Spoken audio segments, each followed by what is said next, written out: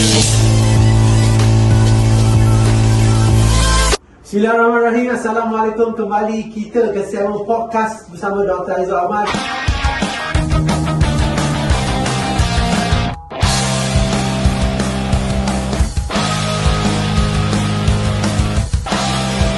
Kali ini kita ada tetamu istimewa. Terima kasih Puan Razli kerana sudi bersama dengan kami pagi ini. Sama-sama. Assalamualaikum Dr. Waalaikumsalam. Okey, untuk mulakan, kita mulakan dengan tenang dahulu. Boleh Cik Razli kenalkan sedikit diri secara ringkas? Okey, nama saya Razlin Amiza Binti Arun. Saya bekas jururawat dan sekarang saya bekerja di Lincoln University College sebagai koordinator dan pensyarah untuk pelajar-pelajar jururawat. Oh, daripada nursing sekarang jadi lecturer. Yeah, this is for my career development. Okey, good. Terima kasih. Boleh Cik Razli kongsikan perjalanan Cik daripada kejururawatan dan memberikan apa yang memberikan inspirasi untuk mencuburi kejayaan sebagai seorang jururawat? Okey, sebelum ni saya bekerja di Pusat Perubatan Universiti Melaya pada tahun 2012 dan 2016 saya start bekerja di Saudi Arabia. Dan yang memberikan inspirasi saya dalam bidang jururawat ialah mak saya sendiri. Oh, mak seorang nurse juga? Ya, mak bukan nurse tapi mak bidan kampung. Oh, so tengok dari kecil mak jadi bidan, betul terinspirasi untuk menjadi seorang Ya, jururawat. betul. Oh, good. Okey. Boleh tak Cik Razli kongsikan momen sepanjang daripada 2012 tadi menjadi seorang jururawat, kemudian jadi lecturer. Apa momen yang memberi impak dalam kejayaan sebagai seorang jururawat ini? Okey, momen-momen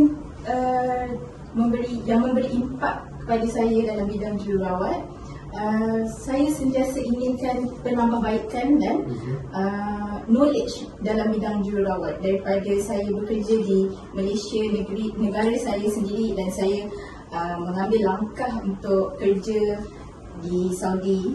Boleh Cik Razli terangkan sikit sepanjang menjadi jururawat ini ada tak momen yang memberi impak dalam kejayaan? Okey, impak yang memberi momen dalam kejayaan jururawat saya adalah competition to each other. Okey. Which is a competition sesama nurse. Kami sesama nurse nak menunjukkan yang kami nurse yang terbaik dalam institusi kami. Either di Malaysia ataupun di negara Saudi atau di negara luar, kami masing-masing compete to each other. Oh no, I think that's a good attitude lah kalau kita compete. It's a healthy competition lah. Yeah, healthy competition, but the challenges also is quite hard and quite big for all of us, especially in the international level. We compete to each other between another internationality. Oh, okay. Between the South African, between the Filipinos. So the challenges is quite heavy. Tapi kalau lebih healthy, bagi saya bagus lah kan. Yeah. So apakah perbezaan? Mungkin tak tahu kan, pengalaman 10 tahun sebagai nurse dengan tengok senior-senior, apa perbezaan praktis jururawat dahulu dengan dulu sekarang? Okey, perbezaan praktis jururawat dahulu dan sekarang, I tak boleh nak elaborate terlalu panjang kerana saya dalam bidang jururawat tidak terlalu lama. In total dalam 8 ke 9 tahun dalam bidang jururawat. Tetapi apa yang kita praktikan adalah sama, standard, procedure, aseptic technique, all is in the syllabus during our pembelajaran lah waktu kita ambil sijil diploma. Jadi standard procedure, standard precaution adalah semua sama dan standardized daripada Lembaga Jururawat dan Kementerian Kesihatan Malaysia sendiri. Okay, mungkin Razli boleh terangkan sikit. Kalau kita pergi ke hospital kerajaan ni, kita mungkin ramai yang tak tahu, kita nampak nurse ni sama je, putih atas bawah kasut semua kan. Tapi yang beza kan, kita nampak ada biru lah, ada apa, ungu, ada kuning. Apa beza yang lirik-lirik ni? Seniority ke? Okey, tak ada, bukan. As per you punya pengetahuan, I come from a government sector. Saya daripada semi-government, which is PPUM, tidak menggunakan tidak standardized uniform setiap jururawat. Kami semua sama, warna hijau dari head to toe. Tapi kalau government sector yang ada line biru, which is a jururawat terlatih grade U29. The yellow one is a jururawat pergigian grade U29, and the purple one is a jururawat masyarakat, which is yang jururawat ada dekat klinik desa, dan diorang more pada pakar pada kebidanan, bidang kebidanan. Okey, itu beza ni kan? Ya, betul. Yang akan better sister staff dia bukan lah. Okey. Right. Kita boleh just go a bit on the topic. Jururawat ni antara profesi yang penting. Kita macam mana kita nak tahu sebenarnya kayu penguku adalah masa PKP. Ya, betul. Masa PKP kita tengok essential business yang boleh keluar. Doktor, nurse, MA. Masa tu lah barulah frontliners diambil serius. Barulah orang menghargai kerja-kerja sebagai nurses. Tetapi pernah berlaku satu ketika dahulu lambakan nurses. Pernah dekat Malaysia berlaku orang ambil nurse tapi akhirnya dia tak kerja sebagai nurse. Sebab lambakan dekat market. Boleh komen sikit? Okey, untuk pengetahuan Dr. Azizul, saya adalah salah seorang dari lambakan tersebut. Saya kan jadi nurse kan? Dari lambakan dah kerja kedai makan. Saya grade pada tahun 2011 dan masa tu batch saya ada 200 orang daripada kolej swasta, kolej universiti swasta under tajaan MARA. Okey. Jadi pada masa tu memang tidak dinafikan kolej-kolej lain juga banyak sangat jururawat yang dihasilkan pada tahun 2011 dan 2012. Dan pada masa itu juga banyak kerajaan-kerajaan dari badan-badan berkanun, semi-government, even government sendiri mengambil langkah dan inisiatif untuk menjadikan kami-kami ni sebagai anak angkat.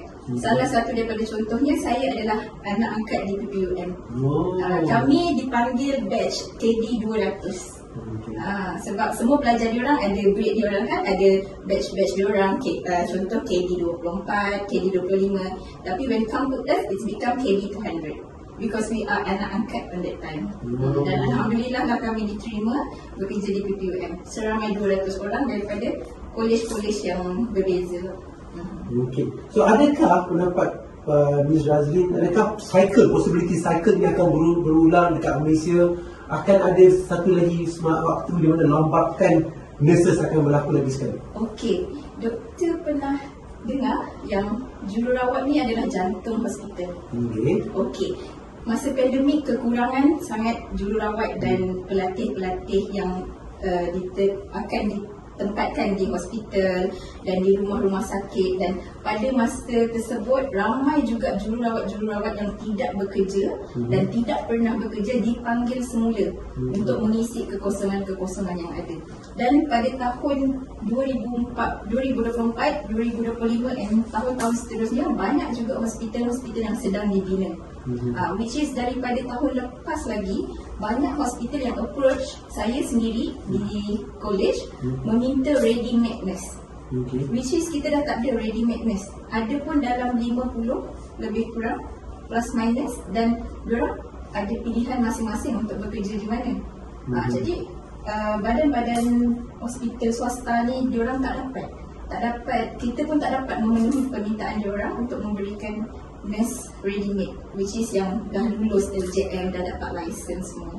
Tapi secara ambilah, katakan seorang yang graduan dalam nursing, bila mereka dah keluar, adakah bekerja dengan hospital kerajaan adalah pilihan utama ataupun dia orang okey dengan hospital kerajaan ataupun swasta? Okey, dia depends on the rezeki mana yang datang dulu. Kalau macam saya, rezeki saya semi government, separuh kerajaan yang offer saya kerja. Jadi saya terima apa yang ada, sebab kerja pun sometimes kita tak boleh memilih juga, tapi adalah pro and cons. You working in a government sector and you working in a private sector. Okey, katakanlah ada pelajar-pelajar, mungkin viewers kita, pelajar-pelajar lepasan SPM ataupun yang akan memiliki SPM, katakanlah mereka berminat untuk menjadi seorang jururawat. Apakah basic requirement ataupun apakah yang diperlukan? Okey, basic requirement untuk menjadi jururawat yang ditetapkan oleh Lembaga Jururawat Malaysia, pelajar-pelajar lepas SPM haruslah memiliki 5 kredit yang wajib bahasa Melayu, matematik dan sains, and lagi 2 apa-apa subjek. Oleh 5 kredit yang wajib adalah bahasa Melayu, matematik dan sains. Ya, betul. Lagi 2 subjek, apa-apa je subjek yang ada kredit, dan English mesti lepas. So ini is a basic requirement untuk menjadi seorang nurse. Kalau mungkin tidak keberatan kalau saya tanya soalan yang, tapi adakah orang mengatakan nurse ni pilihan terakhir, macam tak dapat kerja lain dan nurse lah? Apa komen? Sebenarnya nurse is not a last choice. Tapi banyak lagi peluang-peluang yang ada kalau kita tahu career pathway as a nurse. Like me myself, daripada seorang jururawat saya menjadi seorang clinical instructor, saya menjadi seorang pensyarah, dan insyaAllah soon saya akan menyambung pengajian saya dalam master dan PhD in nursing. So it not stop as a nurse only. And bukan saja nurse tu kita bekerja di Malaysia saja, kita boleh open kita punya career for career development. Kita boleh pergi cari experience dekat negara-negara luar, bukan setakat Saudi saja, tapi Singapore. Alright. Kami di Akademi Dr. Azwar Aman, kita selalu menekankan bahawasanya skill itu penting. Dan skill itu kita boleh inquire lah. Tak ada orang born with skill kan? Yes, kita kena inquire. Sebagai seorang jururawat, apa skill yang patut setiap jururawat ada? Okay, for me, communication skill is the important one. Okay. If you don't have that communication skill, you will be failed entirely your day. Yeah. If let's say the skill, the practical skill, semua tu you dah belajar dekat you punya school. But the communication skill, you will use everywhere. You kena guna communication. Even with the doctor, with the patients, with the pharmacy, all is using a communication. If you don't have that skill, you will be failed. Itu juga lah. Kita kalau tengok kalau nurse tu pandai komunikasi, sakit terus sihat lah. You betul. Pagi-pagi kita wish Assalamualaikum pakcik, makcik. Mereka ada positive vibe daripada jururawat. Good.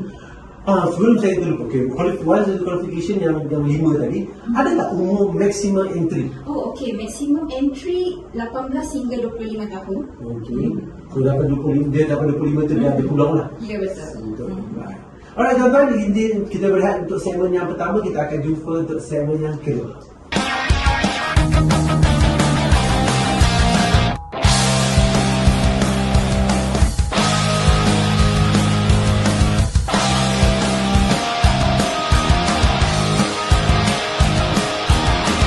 Hai, kita kembali ke segmen kedua.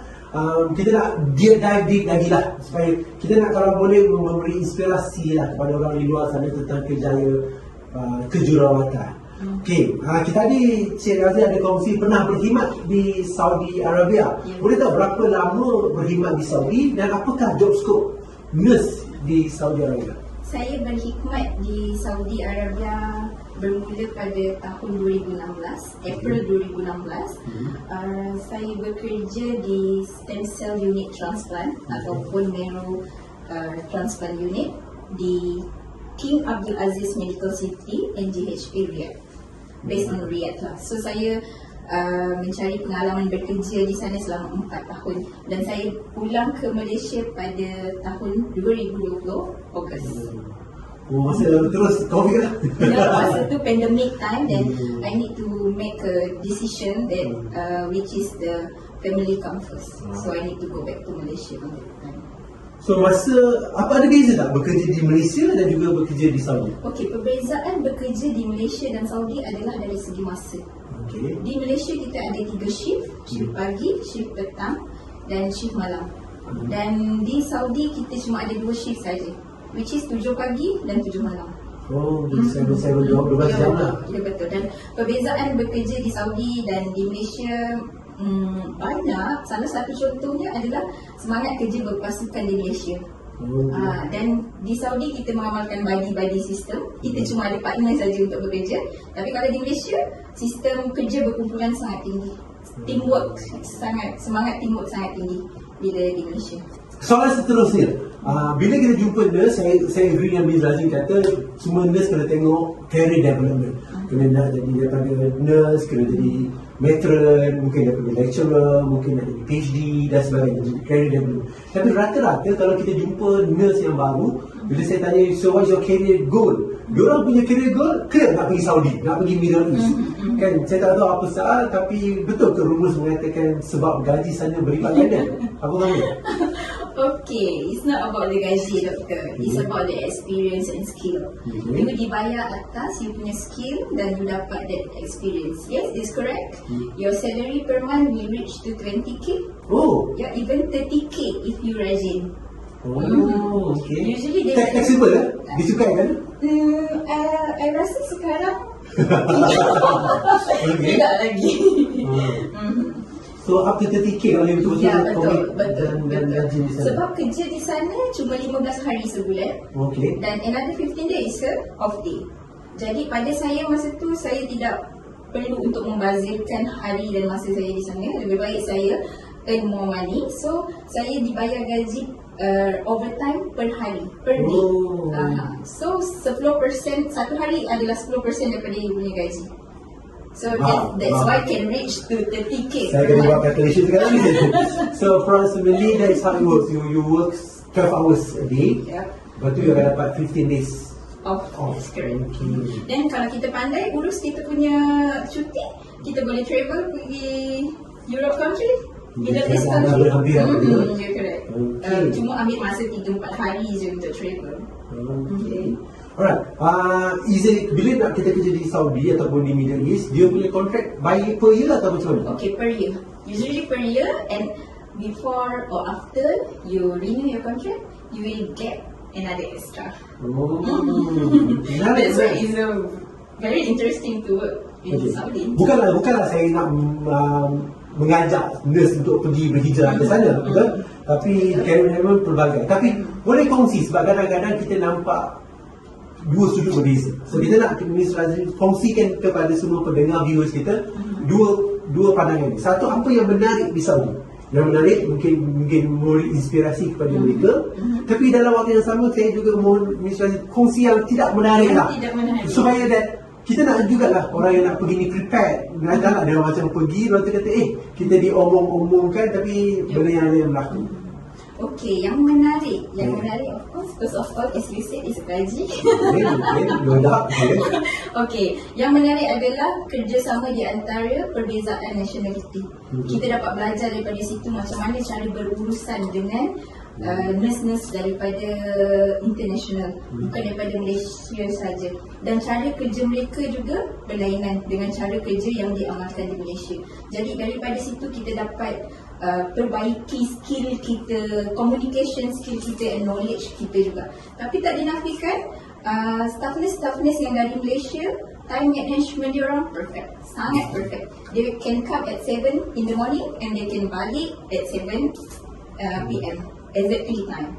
Time management Malaysian nurses is very perfect. Itu tak dinafikan. Kita diajar kat sekolah tu bel tu kita tangkap.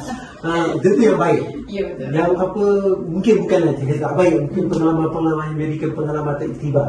Okey, yang tak adalah kata tak baik, tapi kita kerja dekat mana-mana sekalipun, kita pergi jauh, kita travel mana sekalipun, perasaan homesick tu tetap ada. Itu adalah salah satu perasaan yang sangat-sangat orang kata suka pada masa dan ketika tu. Kita jauh daripada keluarga, jauh daripada mak, ayah, suami, anak-anak, tapi kita kena develop, kita kena manage kita punya stress kat sana dengan kerja, dengan keadaan sekeliling. So kawan-kawan lah kita punya adik-beradik dekat sana.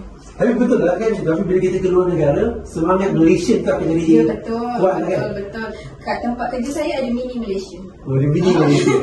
Mungkin dekat sini mungkin ada yang setuju. Kita dekat sini mungkin kita pecah lah. Tim Ya. GDT, tim Alamak. sini, tim Kelantan. Kita ada kira mungkin. Tapi bila kita di luar negara, we are one lah destination. Ya, betul. Melayu, Cina, India, Ya, betul. unity Tak saja. kira dari negeri mana, Johor, Kelantan, Perak, Sabah, bila kita ada kat sana, itulah kita punya family. Itu kita punya keluarga. Susah, senang, memang kita akan cari kawan-kawan. Okay, bila Miss Razin apply ke Saudi, Saudi. kenapa Saudi? Kenapa Saudi? Singapura ada juga tadi kan? Singapura, negara-negara lain. Kenapa Saudi? Ada specific reason? Okey, saya tak ada reason sebenarnya. Tapi masa saya belajar diploma dulu, saya ada satu lecturer. Lecturer Puan Hanaza. Okay, she always sharing her experience because she's also ex-Saudi. So daripada situ saya tanamkan saya punya azam dan minat. Lepas saya dapat kerja di Malaysia, saya akan bekerja di Saudi. Itu saya punya aim pada ketika tu. Dan lecturer tersebut dah yang memberi inspirasi pada saya untuk bekerja di Saudi. Mungkin juga dengan wawancara dengan podcast ini ada yang tengok pula akan menggunakan Zana. Kenapa nak belajar? Sebab saya pernah tengok podcast tadi juga. No, same goes to my student. I always sharing my experience to them supaya diorang lebih bersemangat, lebih rasa nursing ni bukan hanya terhenti di Malaysia sahaja. Okey, ada tak syarat-syarat untuk apply kerja di Saudi? Katakan saya dah habis, katalah satu pelajar tu dah habis grad daripada diploma, boleh tak dia terus pergi ke Saudi? Okey, selalunya kita syarat dan requirement tu telah ditetapkan. At least 2-3 years experience working in Malaysia in the hospital setting. Depends apa yang you apply. If you apply as a nurse, you need to have a experience in a hospital setting. If you apply as an educator, you need to have an experience in the education level. So lepas 2-3 tahun, barulah dia pertimbangkan untuk diambil. Ya, betul. Right. Adakah one of the requirement for you to be able to speak Arabic? Okay, it's not a requirement, but by hook or by crook, you need to talk in Arabic because you're dealing with the Saudi people. So you must have using their language. Jadi dia tidak wajib tapi advantage. Ya, betul, tidak wajib. Tapi depends pada department dan unit you bekerja. Kalau macam saya memerlukan active and daily conversation with the patient. Kalau dekat department ICU, mereka tidak memerlukan untuk berkomunikasi dengan pesakit. Sebab saya punya pesakit semua active patient. So kita kena berkomunikasi dengan mereka. So Miss Razi boleh bertutur bahasa Arab sebelum ke sana atau di sana baru belajar? Okey, Alhamdulillah saya boleh bertutur dalam bahasa Arab tapi bahasa pasar. Sebelum ke atau masih di sana? Okey, masa saya di Malaysia, saya sekolah di Sekolah Menengah Tun Aminah. Saya memang ada ambil mata pelajaran bahasa Arab komunikasi dan bahasa Arab tinggi. Tapi bila kita sampai ke sana, kita dah tak apply apa yang kita belajar dekat Malaysia. Sebab diorang menggunakan bahasa pasar. Diorang tidak menggunakan bahasa formal. Okey, so memang boleh bercakap Arab lah sekarang. Alhamdulillah. So soalan seterusnya ni boleh jawab dalam bahasa Arab lah ya? InsyaAllah, insyaAllah. Kalau diberi peluang, adakah Miss Razi akan pergi ke Saudi dalam bahasa Arab? Masya Allah. Okey, kalau saya diberi peluang. Okey, untuk saya punya career development, saya akan pertimbangkan balik untuk pergi ke sana. Pergi ke Saudi Arabia bukan untuk duit semata-mata, tapi untuk mencari pengalaman. Sebab pengalaman yang kita dapat kat sana, yang kita ambil dekat sana, kita tak boleh beli dekat mana-mana. I'm proud to be a Malaysian nurse when I come back to Malaysia. Oh, you dari mana, Razin? Oh, I was working in Saudi before. Oh, really? Yes, I'm a nurse there before. So I'm proud of myself. So that's why pengalaman tu penting dan saya tak boleh dapat dan cari dekat mana-mana. Alright, terima kasih. Kita berhenti untuk segmen kedua dan kita kembali untuk segmen yang ketiga.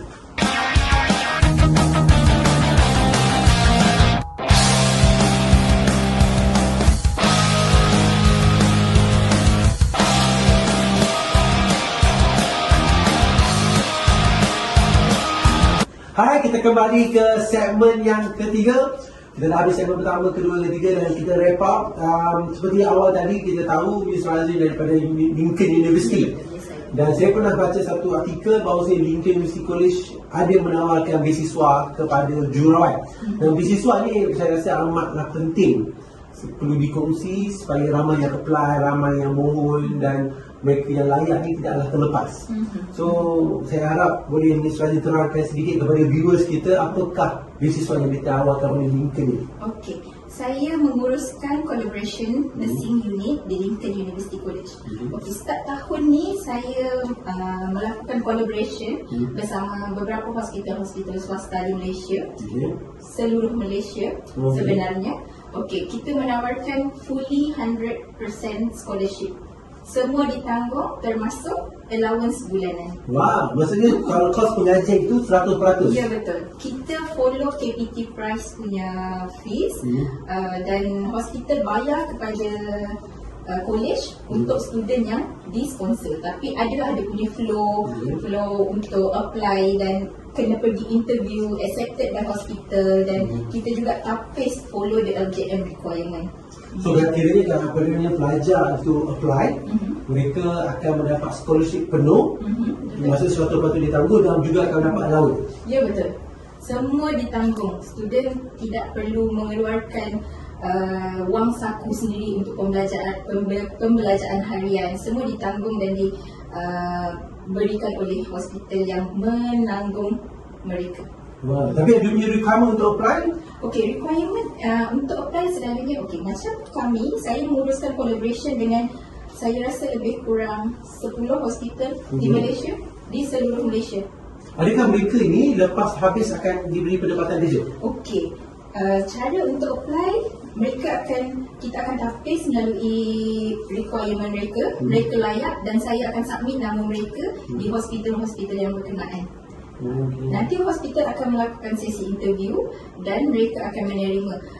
Kebanyakannya dalam 99% mereka akan diterima.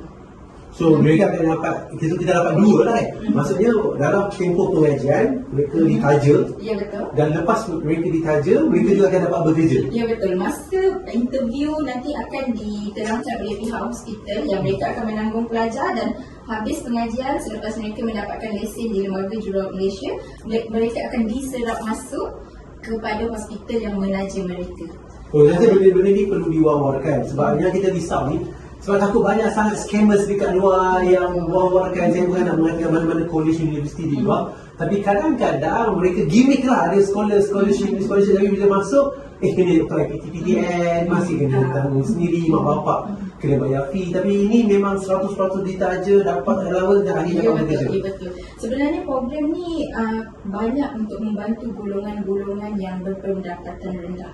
Kita tahu pelajar-pelajar ni berminat untuk menyambung pelajaran mereka, tapi mereka tak mampu untuk menyara yuran. Ibu bapa mereka tak mempunyai pendapatan yang tinggi. Jadi program ni sangat-sangat membantu golongan-golongan yang berkenaan. Kalau mereka tahu dengan hebahan-hebahan yang diwar-warkan. Mungkin ada yang tengok rancangan ini, podcast ni, dan mereka kata berminat lah nak jadi nurse. Dia rasa macam apa kata mereka cuba apply. Dia nak rasa macam scholarship ni macam bagus. Tapi scholarship ni ada limit ke? Oh, tak ada limit, doktor. Ramai. Memang pihak hospital memberikan kuota yang sangat tinggi dan bajet yang sangat tinggi pada pelajar-pelajar. Alhamdulillah. Sebab kadang kita takut, kadang gimmick marketing ni, kita ada scholarship percuma tapi rupanya untuk 4 orang saja. Tapi kalau dia ramai dah banyaklah peluang di luar. So katakan mereka ingin mencuba, bagaimana mereka ingin hubungi Miss Razli? Okey, pelajar-pelajar yang ingin mencuba untuk mendapatkan beasiswa ni boleh layari laman rasmi Lincoln University College bahagian scholarship, atau boleh hubungi saya di talian atau personal nombor saya. Okay. Boleh share? Boleh. Nombor kerja dan nombor personal sama. Alright. Okey, 019-998-1463. Alright. So yang nombor yang tertera ni boleh hubungi dan WhatsApp lah Ya betul, boleh cari saya direct di Lincoln University College juga. Saya sentiasa menyantuni ibu bapa yang datang kepada kami. Alright, kita harap mereka yang di luar sana yang berminat untuk gunakan ini sebagai peluang, opportunity, sebab mana tahulah rezeki masing-masing. Alright, terima kasih kerana bersama kita dalam podcast kali ini. Saya rasa banyak perkongsian yang baik dan menarik. So untuk soalan terakhir sebelum kita tutup, apakah nasihat Miss Razlin kepada orang yang ingin mencuburi bidang kejururawatan dan ataupun nursing ini, dan juga apakah kata-kata akhir kepada viewers yang menonton? Okay, for the future nurses, nursing is not the last choice. If you know where you wanted to go, the career pathway in the nursing area is very huge. It's a huge. So you can choose whatever you wanted to be. It's not just a nursing only. Alright, tuan-tuan, terima kasih kerana sudi bersama dengan kami dan semoga podcast kali ini memberi manfaat kepada semua. Assalamualaikum.